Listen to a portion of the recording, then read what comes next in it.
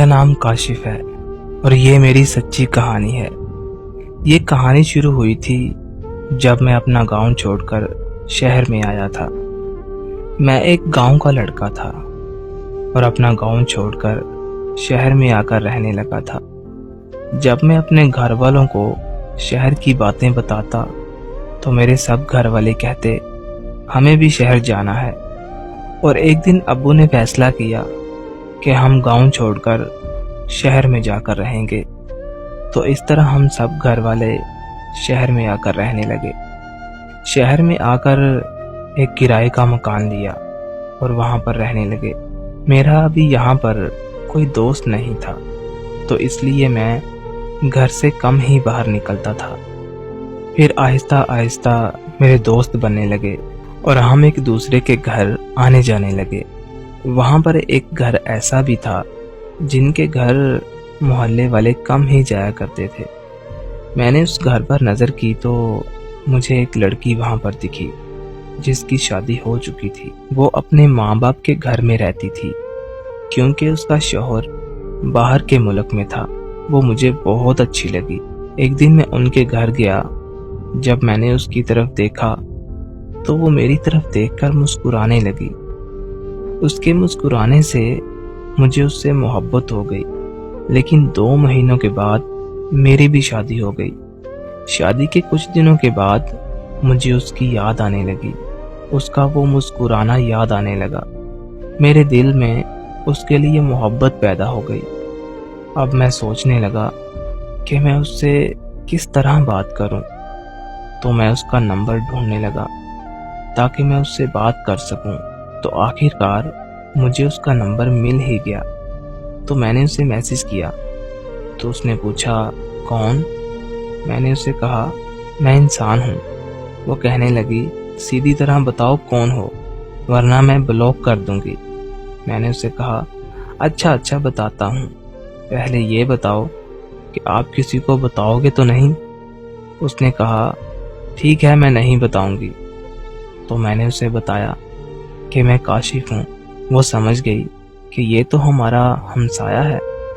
تو اس نے کہا ہاں جی بولو، کیوں میسج کیا آپ نے؟ میں نے اس سے کہا مجھے آپ سے بات کرنی ہے۔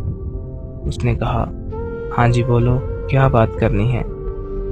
میں نے بہت ہمت کر کے اسے کہا کہ مجھے آپ سے محبت ہو گئی ہے۔ تو وہ غصے میں آ گئی اور کہنے لگی تم پاگل ہو گئے ہو، میں ایک شادی شدہ عورت ہوں اور تمہاری بھی ابھی شادی ہوئی ہے، یہ تم کس طرح کی باتیں کر رہے ہو؟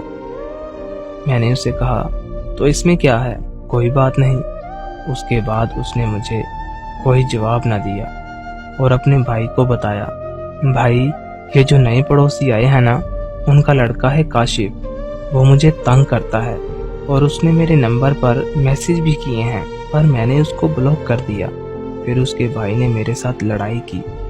کچھ دن گزرے تو مجھے اس کی یاد پھر سے آنے لگی، تو میں نے ایک نیا نمبر لیا اور پھر سے اس کو میسج کیا کہ پلیز میری بات تو سنو۔ میرے کافی ترلے کرنے پر اس نے مجھ سے بات کی۔